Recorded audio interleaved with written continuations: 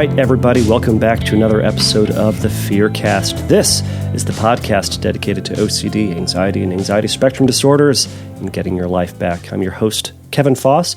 I'm a licensed therapist specializing in OCD and anxiety disorders. Thank you so much for joining me. For those of you who are new, this is a question and answer-based podcast. You can send me questions if you go to fearcastpodcast.com.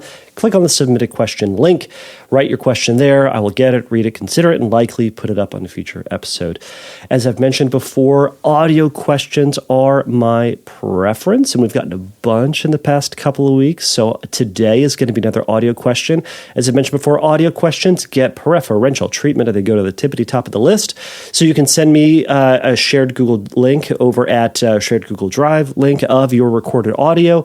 You can email me the link at fearcastpodcast.com. You can go over to Instagram. I am Fearcast Podcast over there. And you can send me, in there you can send me a DM, click on the little microphone button, record your question there, and send it to me there. Something interesting about the Instagram ones, if you send me a question there, it limits you to a minute. But if you just record your question over multiple minutes, I can, through the magic of the internet and magic of technology, I can splice them all together. So I did get a question recently that way, and it was over the course of like 6 minute-long thing. So it's going to be a big question. I don't know if I'm going to edit it down. We will see. But today's question is actually coming through through a shared Google Drive. So it is getting to the tippity top of the list. So I'll try to power through this. I only have a few minutes before my next session, so it might be shorter than normal. But I'm excited for this one. It should be relatively interesting. I really like it. I want to.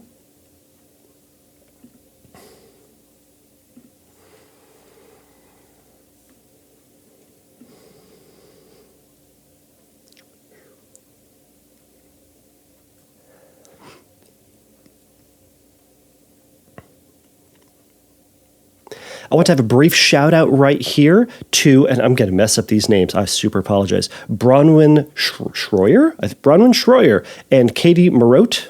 I think it's Marotte.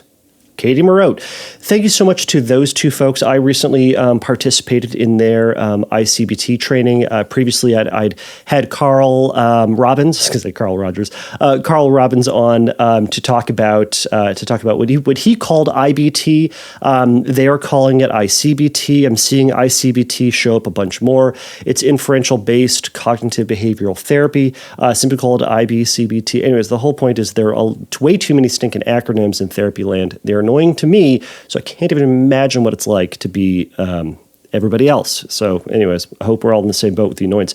Anyhow, so I participated in their training for ICBT, and it was super interesting, super helpful for me to really understand what was going on with it, how it works. There are some questions that I still have, but I'm learning about how to incorporate this, and I think that it can very much stand on its own, very much dovetail into traditional treatments, especially for some people who it doesn't resonate with. I was using it with some folks this week, using techniques of it, different modules within it, and found it very helpful. So we might be talking a little bit more about that, or kind of using some of those tools and techniques as I integrate that into my treatment vocabulary. Is not to say, and I don't, it's early to say, and I'm hesitant to say that ICBT is going to take over, because I tend to not think that it will for everybody. I think that there are a lot of these different tools and techniques that are going to apply to some people and really resonate with some people. And for others, they're very much not. So I like that there are multiple different tools and approaches and methods and frameworks for it, because guess what? We all different. And some people are going to hear things differently than from one person and hear it differently from another person. And then you're going to resonate more with one approach than another. And that's fantastic. Ultimately getting to the end point, which is trying to help people recover from their OCD and anxiety, get back to their life. So anyways, shout out to both of them. Thank you so much for letting me be part of that training, and I will shoosh from here on out. So with that being said, I'm going to play this audio, this question from the listener, and then I will jump back on later. So here is the question from Roger. Hello. I have hyper-awareness OCD. The focus of it can shift from my breath or my pulse or any other bodily sensation. The main fear in it is that this sensation will never go away and I will never be able to stop thinking about it, thus ruining whatever else it is that I'm trying to do at the time because my mind is preoccupied with my obsession. I've worked with a psychiatrist to help treat this via mindfulness meditations, scriptings, and other exercises, which I found very helpful. However, I have one recurring problem in my hyper-awareness OCD. It can be associated with certain things. I might be watching a film, a TV series, or playing some new video game, and at some point during this, I start thinking about my pulse, my breath, or any other bodily sensation. For the sake of example, let's use a computer game and that my hyper-awareness OCD is focusing on my breath. I'm playing a new computer game that I've been looking forward to playing. Shortly after starting it, my thoughts drift to my breath. Oh, I'm breathing manually. I feel like every breath has to be consciously made. That's kind of distracting. I'm trying to focus on the game I'm looking forward to right now, but my thoughts are so preoccupied with my breath that I can't think of anything else. Shouldn't my breath just be automatic? Eventually, if this goes on long enough, I find that I start to associate the game itself with breathing manually. At this point, it turns into a vicious cycle, since whenever I play the game again, my thoughts immediately go back to my manual breathing, or whatever else my hyper-awareness chooses to fixate on, and I have a really hard time disconnecting from this, which reinforces this whole cycle the next time I play it. Once in this state of breathing manually, I find it exhausting to break out of, and it can stay for hours or even days after I last played the game in question. During this time, I'll try to distract myself any way I can from the thought of manual breathing with other distractions. I'll start avoiding playing the game altogether, or avoid thinking about it, or talking about it for fear of getting trapped in that state of manually breathing. I know that this avoidance of triggers is counter to what the ERP teaches, but I find that this mental trap is so exhausting to get out of, it's very easy to throw in the towel and not to engage at all. At all in the first place. I have tried approaching this by purposely thinking about my breath, either during meditation or during playing the game, or by seeking out a game that puts me in this exact state of mind. But even when I try staying with this feeling, I don't feel like it's helping me. Even when I purposefully seek out my obsession, it still lingers far longer than I would like it to, and I never feel like I really habituate to it. Even when I do eventually stop thinking about it, the cycle starts anew when I try the game again. This is just an example. The obsession about could also be related to my heartbeat or the sensation of a piece of fabric on my body, and it could be for a TV series or a film instead of a computer game. My question is, am I approaching this obsession of manual breathing in the wrong way by treating it as something I should habituate to, or do you have an alternative suggestion for how I could better treat this? I have made a lot of progress with ERP exercises in other areas in my life, but this one frustratingly doesn't seem to budge. Keep up the great podcast. All right, Roger. Thank you so much for sending in that audio question. I think that your experience, I've heard that before. I've heard other people make these associations. I've heard other people also have this this idea of what treatment for sensorimotor OCD looks like and how you're supposed to proceed through it. Generally speaking, what you're doing is what the average person would do in a classically trained, kind of typical gold standard approach for OCD. Find out the thing that's bugging you, do the thing that's bugging you, tolerate, and as older language would be, habituate to the thing that's bothering you, right? So typically, I mean, what you're talking about, Roger, is coming from a habituation model, which is kind of a very tried and true method, but it's this idea that you are going to habituate to. In other words, get used to the thing that's bugging you, the trigger.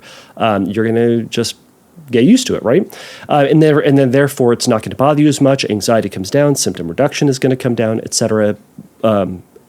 Joy ensues. So the conversation has shifted through a bunch of different things. We've talked about the inhibitory learning model, which is the idea that we don't habituate, we learn that the thing that we're afraid of isn't dangerous. And therefore, the compulsions are unnecessary. To a certain degree, ICBT is going to talk about the same sort of approaches, where it's going to challenge the legitimacy of that story that your brain's telling you, and you're going to learn that the compulsion that you're doing is unnecessary. Now, through all of these different therapeutic approaches, compulsions are ultimately going to be the enemy. It is going to be the compulsions are the problem. So any way that we can help you pull back on compulsive behavior, that is going to be the ticket out of this. And that's the magic. If we can figure out how to help you reduce and have willingness to reduce compulsions, awesome. Now, within all of this, acceptance and commitment therapy is going to be helpful in terms of accepting the presence of thoughts, again, while resisting compulsive behavior and letting that anxiety progressively ride out, and perhaps even from a Michael Greenberg approach, shifting our focus away from the stimulus, away from the quote problem through compulsion or through monitoring or through rumination, and letting go of that battle. Now, I've gone through a bunch of different approaches, and ultimately all of them, I think, are getting towards the end purpose of reducing compulsions, right? So, Roger, one of the things you were talking about here was trying to manually control your breathing, right? And that's a common belief for folks with, and I know I'm just going to pick on the breathing here because that was kind of your example, but it can very much go for other things. So with breathing, in sensorimotor obsessions, it's this concern that, what if, one, for breathing, what if I stop breathing? What if I have to breathe manually? Now, or what if my attention is going to be on my breathing forever? And that's obnoxious, right? So it gets in the way of things that you enjoy. It gets in the way of video games. Oh no, I'm distracted by thinking about my breathing or controlling my breathing in this conversation with my wife or in this business meeting or in class or in trying to do a presentation or just trying to go fishing or whatever it might be, whatever the thing that you do, it's that breathing is going to be there. And we can talk about that for hearing. We can talk about that for heart rate. We can talk about that for eye floaters, talk about for sensations in various parts of your body. Fill in the blank. Okay. The common belief would be, especially from a traditional ERP perspective, is focus on the thing that's bothering you. For you, Roger, the thing that's bothering you is your breathing. So obviously, let's focus on your breathing. The problem is that we aren't really going to habituate to breathing. We need to breathe. We need to breathe. And if you're not breathing, that's the problem, right? And I suppose that's maybe part of that fear, and we'll talk about that briefly. So with this worry, we actually need to do a tremendous shift away from this mindset and say the target, your enemy here, Roger, is not the breathing. It is twofold. It is the story about what the breathing is going to do to you, and your belief that focusing on your breathing and controlling your breathing is the ticket out. Okay, let's deal with the second one first. Compulsions will only make the problem worse. I'll say that until the day I die, and if I say it after I die, that's a problem. You're hearing things, I'm a ghost, or you're listening to the podcast. So I guess that's going to live on until the internet dies. Anyways, that's the existential things. We're going to talk about that at a whole other time. Or we won't. Anyways, point is. All right, so compulsions are the biggest problem in all of this. Your effort to try to control your breathing and to make it go away is the problem. So we want to be pulling back on that and resisting the urge to do that. So one thing that you can mainly do is first back off of your control over the breathing. Acknowledge that it's there, because in reality, in this present moment, it is there. Your attention is on your breathing. Like we've talked about the reality of the rain outside, if it is raining, we can say, yes, it is raining. It would be crazy of us to look outside, see that it's raining, and then pretend like it's not raining, right? Okay. We say, yes, it is raining. It may not be my favorite, but there it is. We know the storm will pass because it always has. What I want you to reflect back on, Roger, is that this anxiety, your attention on this will eventually pass because it will eventually shift on over to something else. And then it may shift back. It will shift back, but that's okay. We are learning this process. Our attention is going to shift, and the story in our mind is going to shift onto one thing and then onto another. It is when we start to make a big deal about a thought or a big deal about a sensation that we continually press the refresh button on that, and it just maintains. Now, sometimes I will say the frustrating part about compulsions is that sometimes they work and that sometimes it does make that thought or that feeling dissipate. And that is what makes the reinforcement schedule keep happening. All right. So we're trying to let that thought and awareness go as much as we can by shifting back, letting go of our compulsive effort, taking that risk that, boy, maybe that attention is never going to go away. Maybe you're always going to have that nagging feeling that you're going to be thinking about your breathing and you need to manually control your breathing. And that's the risk that we take when we let go of our control over it and reshift and re-engage with something that's more important. So in this story, the video game playing. Now, okay, so the other thing I wanted to mention is the association. You said what's incredibly frustrating, and I hear that, is the association your brain has made. And then, if you're going through this highly emotional or highly stressful thing while you're playing this video game, then when you go back and play the video game, you start thinking about that, right? Okay. So I wanted to share a little story. So when I was first, I'll share two stories. One is happier than the other. So when I was first dating the missus, when she was my girlfriend, I spent way too much money when we went to Disneyland, because at the time, Disneyland tickets were expensive as heck. But anyways, at the time it was bonkers expensive for me. So we go to Disneyland and we're having a lot of fun. She, at the time, was tricking me into using hand sanitizer because kids were discussing it. And this is even pre-plague, so this was like before everything was weird. Anyway, so what happened was oh my gosh, my computer box. Shoosh. Oh, that's what's happening. Emails. All right, shush, emails. Oh my gosh, they keep coming. All right, so what let me go back to this. All right, so she was having me do this hand sanitizer stuff. It was this warm vanilla smell from probably Bed Bath & Beyond or something like that. I was having such a wonderful time with her.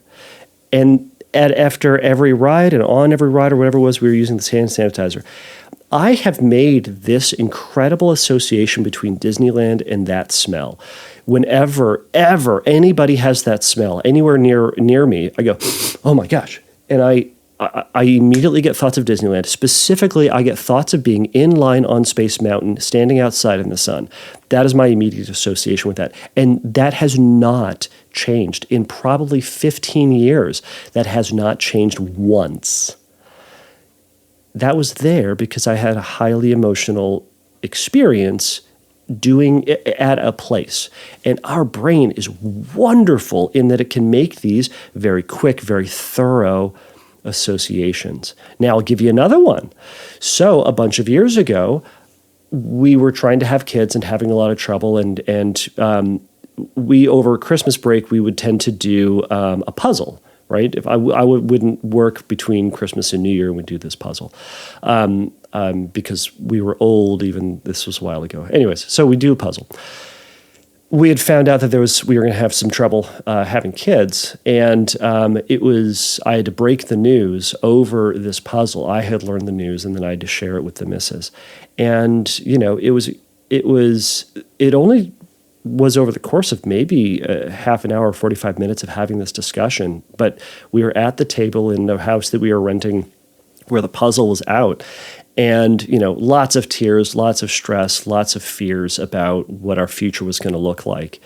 It was this sense of devastation. It was, a shift in the focus of what our life was going to look like, right? And a worry about now what the path was going to be. Anyways, all of that was taking place over the course of this puzzle.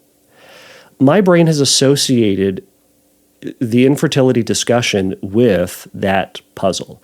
We have since done puzzles and even redone other puzzles, and which has been fine.